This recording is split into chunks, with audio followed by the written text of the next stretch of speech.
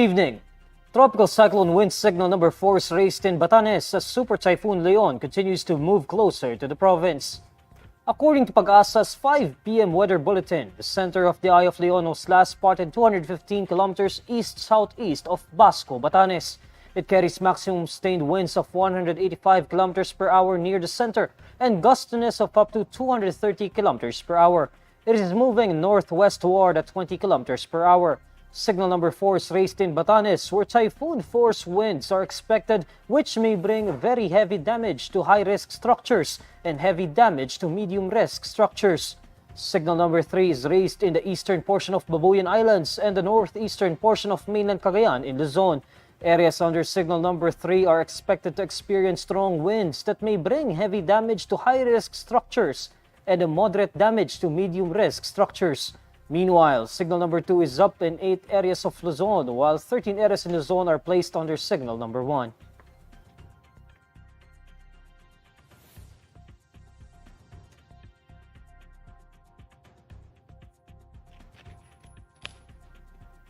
Areas under signal number 2 may experience gale force winds causing light to moderate damage to high-risk structures and very light to light damage to medium-risk structures. Strong winds may occur in places under signal number 1, which may bring very light or no damage to low-risk structures, as well as light damage to medium to high-risk structures.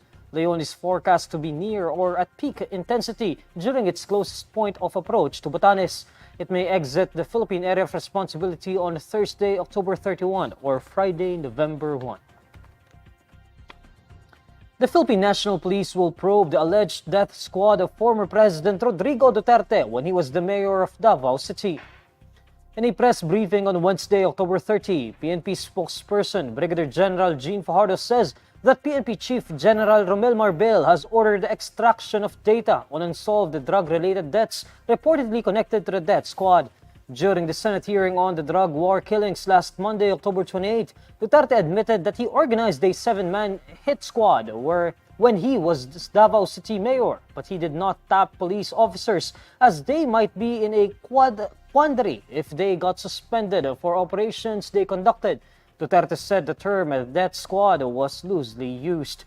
He also revealed that all former PNP chiefs he appointed, namely now Senator Ronald Bato Dela Rosa, retired Police Lieutenant General Vicente Danao, retired General Archie Gamboa, and retired General Debold Sinas led the death squad. But Duterte clarified that he did not order the summary killing of anyone, stressing that his directive was to encourage suspects to fight so that the police would have a reason to kill them. Fajardo says the PNP would also probe all information and testimonies from the ongoing investigations of the Senate Blue Ribbon Committee and the House of Representatives Quad Committee. Fajardo adds that the police will not stop to investigate the case, adding that police officials who were mentioned by Duterte during the probe will be used by the PNP to conduct their investigation. Senator Antonio Trillanes IV says the transcript of the Senate hearing on the drug war, where former President Rodrigo Duterte admitted that he kept a death squad to crack down on suspects, was sent to the International Criminal Court. Days after the Senate Blue Ribbon Subcommittee launched its investigation into Duterte's anti-drug campaign, Trillanes, in his post on X, says that transcript of the Senate probe, where Duterte confessed to the extrajudicial killings, were already transmitted to the International Criminal Court. Trillanes adds that the transcripts may be used in the International Criminal Court's trial later on. During the Senate probe, Duterte admitted that he kept a death squad and tried to convince police officials to kill some individuals. Duterte also said that he ordered police officers to encourage suspects to fight back so they could be summarily executed. In a press conference on Wednesday, October 30, Senator Ronald Bato Dela Rosa was pressed to comment on Trillanes' disclosure that the Senate hearing's transcript was sent to the International Criminal Court. Dela Rosa says he doesn't want to dignify Trillanes and will not give any comment about him. Dela Rosa also says that he is not worried about the possibility that the International Criminal Court have begun their investigation into alleged human rights violations committed during the drug war. Dela Rosa was Duterte's first chief of police during his administration and the chief implementer of the drug war. Meanwhile, Senate President Francis Cheese Escudero previously said the Senate has not received any formal communication from the International Criminal Court regarding their drug war probe. Former top cop turned lawmaker Senator Ronald Bato Dela Rosa shows his frustration when he was asked in an interview whether the term neutralize in an Oplan Tokhang memorandum he signed in 2016 meant to kill. The document in question during the interview with Dela Rosa was the Command Memorandum Circular Number 16/2016, issued on July 1, 2016. The said memorandum was part of the Philippine Anti-Illegal Drugs Campaign Plan project dubbed Project Double Barrel, otherwise known as Oplan Tokhang. In a television interview on Wednesday, October 30, Dela Rosa says that the term neutralize used in the memo pertains to convincing suspected drug users to surrender in order for them not to commit further crimes. During the interview, the senator lost his cool, explaining that he was not stupid to come up with a document that would incriminate himself. As former President Rodrigo Duterte's top cop, Dela Rosa was also the chief implementer of the brutal campaign against illegal drugs, which landed him on the roster of Duterte administration officials accused of crimes against humanity by the families of drug war victims before the International Criminal Court. The Philippine Drug Enforcement Agency listed over 6,000 deaths in anti-drug police operations from July 1, 2016 to May 31, 2022.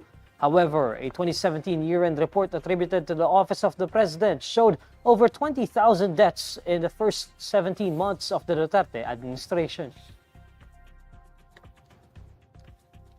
Former Vice President Leni Robredo is calling out what she calls as Naga City government's irresponsible data on her foundation's relief efforts for individuals affected by severe tropical storm Christine.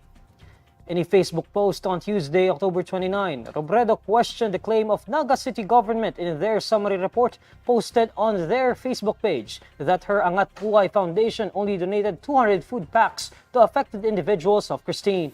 The Naga City government summary report, which was posted on Monday, October 28, has been taken down. In her Facebook post, Robredo said that she needs to call the attention of Naga City government for their irresponsible post because it does not reflect correct data. According to Robredo, their foundation has an average of 1,200 volunteers every day in Naga City alone. Robredo said they have been doing a relief operation since day one, and it would be a mockery to the sacrifices of the volunteers and everyone helping their foundation if they only release 200 packs of relief goods. As of Tuesday evening, Angat Buhay says they already provided relief goods, hygiene kits, and hot meals to over 100,000 individuals affected by Christine.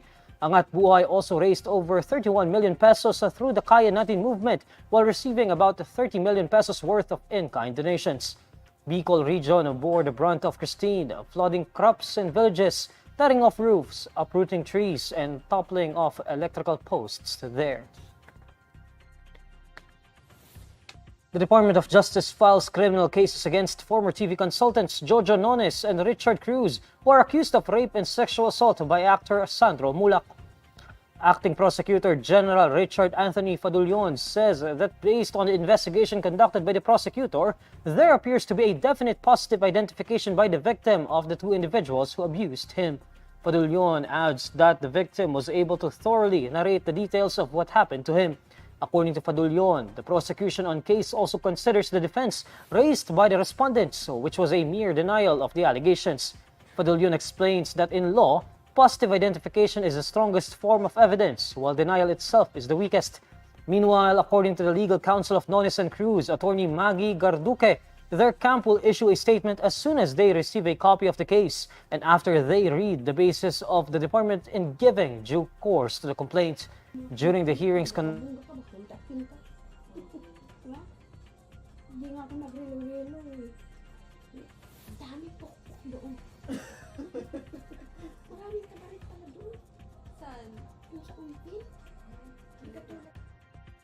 These are the stories you need to know today. I'm Neil Mercado. Follow INQUIRER.net on Facebook, X, YouTube, TikTok, Instagram, and Reddit. For more stories, visit INQUIRER.net. Good evening.